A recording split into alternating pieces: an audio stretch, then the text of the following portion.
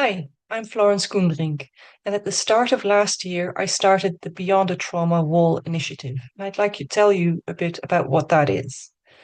At the start of 24, from a combination of my personal experiences, my professional expertise, and what I've observed professionally and personally in the world around me, I started to recognize that at the ground level or beneath the ground level of many of the strands of the current global polycrisis, I recognized that there are usually trauma reactions or protective coping mechanisms that are at the starting point of those things that are setting off the problems that are happening. And once I started to see that, I couldn't unsee it, and saw it more and more all around me in different situations. So later on that year, I consolidated that into the trauma wall model, which you can find on my website, beyondthetraumawall.org.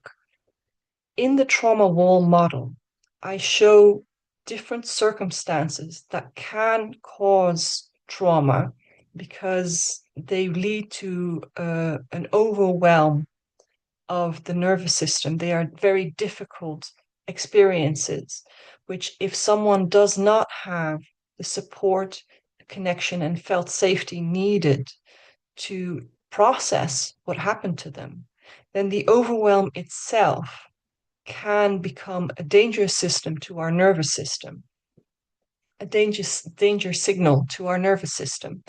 And our nervous system feels that we need to be protected from this overwhelm, these big feelings, and it starts suppressing them.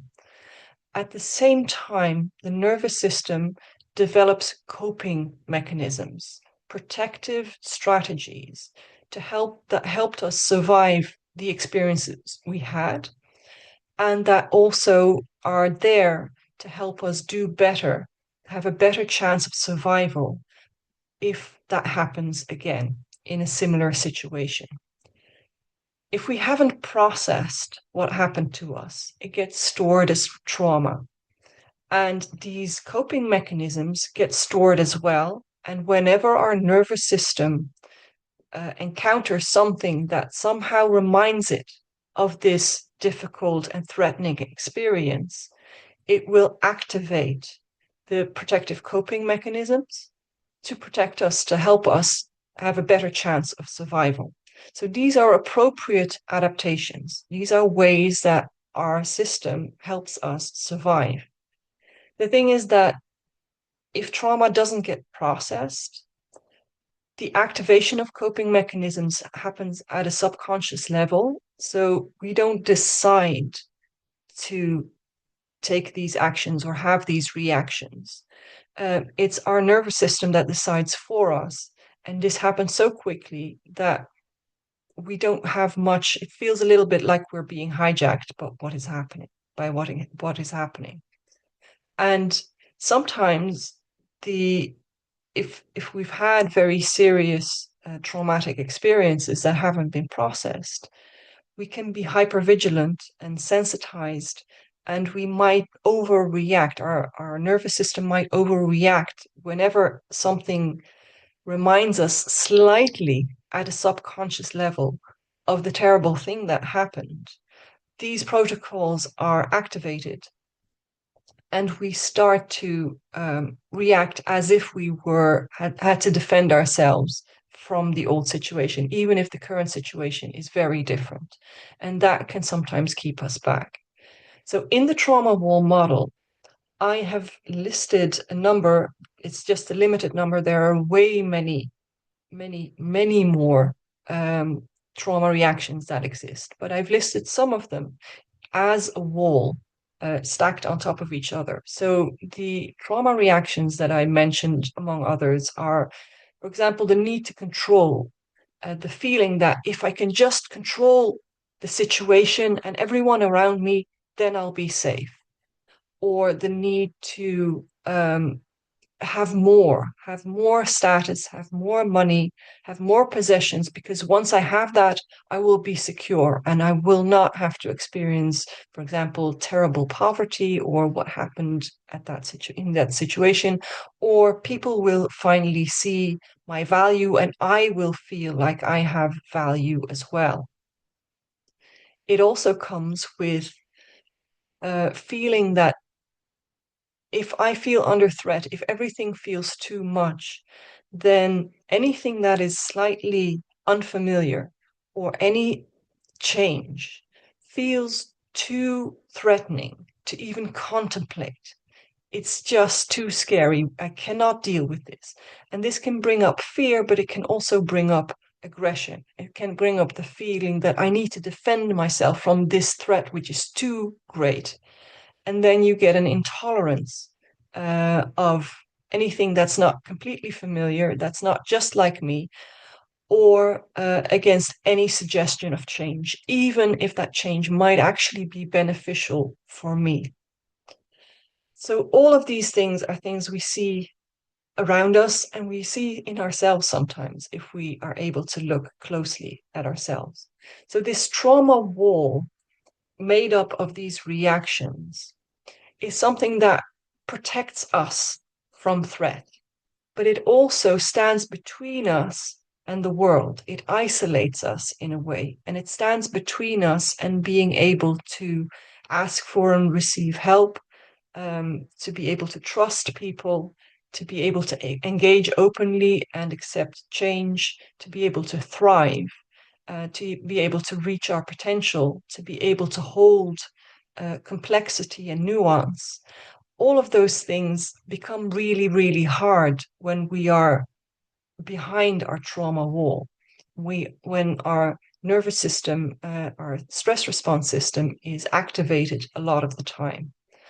And we see that trauma wall, we encounter it in ourselves. If we have unprocessed trauma, we encounter it in other people, but we also see it in communities, in societies, on the world stage, and in systems. Because when our leaders carry unprocessed trauma, the policies, the rules, the legislation, and the systems that they create are written from their protective coping mechanisms. Our protective coping mechanisms influence how we view the world, how we perceive the world around us, and what we feel is necessary for survival. So, when there are unconscious protective coping mechanisms, they will filter through the decisions that we make and the actions that we take. So, this is knowing that there are trauma walls, being able to recognize them and identify them, I found really helpful. Now, I know that there is also a backlash, which in part is trauma walls showing up. In part, it's because people feel that when you talk about trauma being behind behavior, particularly unacceptable behavior, maybe it's seen as a get out of jail free card. So boo hoo hoo, I had a bad childhood, so you can't blame me that, and you shouldn't send me to prison, or you shouldn't punish me or hold me accountable.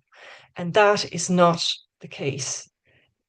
The fact that there is trauma as a root cause does not take away accountability or responsibility. And while we can be hijacked by our protective coping mechanisms, that doesn't mean we shouldn't take responsibility for our actions and, at the very least, offer repair after we've done something that we did not really intend to do. The other thing is that people kind of rail a little bit against talking about trauma too much because they feel it's too stigmatizing, and it suggests that people are broken. To label them as defect, broken, no good, doesn't work. Again, that's not true. Trauma has a very significant impact on us, and it can cause serious challenges in life. but it's not a dead end. In fact, right now, a lot of the things with a trauma background, with a trauma root, which lots of studies have shown have a trauma root. I'm talking about things like um, serious mental health conditions, depression, struggling with addiction, and also big problems like criminality. Most of the really big societal issues have been shown that most people have childhood trauma who end up in those kind of situations. And those situations are often seen like dead end streets, like people being broken, and like the best thing that you can hope for is some mitigation or symptom management. While if you actually, right now, we do stop at symptom management, and then it is somewhat of a dead end street. But if you actually address the underlying root cause, the trauma, then it's not, because it is possible to process trauma at any stage of our life, however long ago it's been. And when you start to process trauma, you start to break down this trauma wall and you start to get access to all the things that you were barred from. You can build up trust. You can start to feel belonging and felt safety. You can start to get more flexibility and space in your brain to hold complexity and to accept complex things that are not that familiar, being able to accept change. A lot shifts, and being able to not be in a hyper-vigilant mode all the time, which costs a lot of energy. It frees up very much and it really shifts how you stand in life. It also creates a ripple effect. When someone starts to really get along in processing their trauma and integrating it and releasing what has been stored, they are better able to regulate themselves, and they are better able to be there for other people, to provide felt safety and belonging to other people. And so it stops a negative ripple effects of hurt people hurting people. And it starts a positive ripple effect of people being able to provide what other people need to get to the point where they can start to process and self-regulate. And so a very strong ripple can be sent out. And this does not require armies of psychiatrists or psychotherapists. It's something that we can do for each other. The tagline that I've been using recently, which kind of boils down what it is that is needed and what we can offer each other, is that relationships, belonging, trust, and felt safety are the tools with which we can break down the trauma wall in children, in adults, in communities, in societies, and in systems. And this is something we can do together. And at any scale, we can start these ripples and once they start to expand, a tipping point will be reached. So in my upcoming book, which comes out in October, The Trauma Root of Social Work, Beyond the Trauma Wall, I explain the mechanisms and dynamics that are behind trauma and the stress response system, and what comes from that, the effects that has, and how you can support other people and yourself to start breaking down trauma walls and causing ripples, and why it's so effective and beneficial to society, even with a large return on investment financially. which is usually a very good argument to use when you want people to start doing these things. Although it's written for social workers and policymakers in that area, actually, it's much more widely applicable. It's not just applicable to social work in the sense of this profession, but social work. Anyone who works with people in any way. So definitely 85% of the book, at least, is directly applicable to any other profession that involves working with other people. It's August that it comes out. Right now, you can already read a few dozen excerpts from that book on my Substack if you're interested. So you can go there and subscribe and get a taste before the book comes out. Aside from that, what the intention is of the Beyond the Trauma Wall initiative is to partner with people and organizations who would like to start looking at how they can break down trauma walls in their environment, in their community, in their organization, in their sector, or in the system that they work in, whichever sector they are in.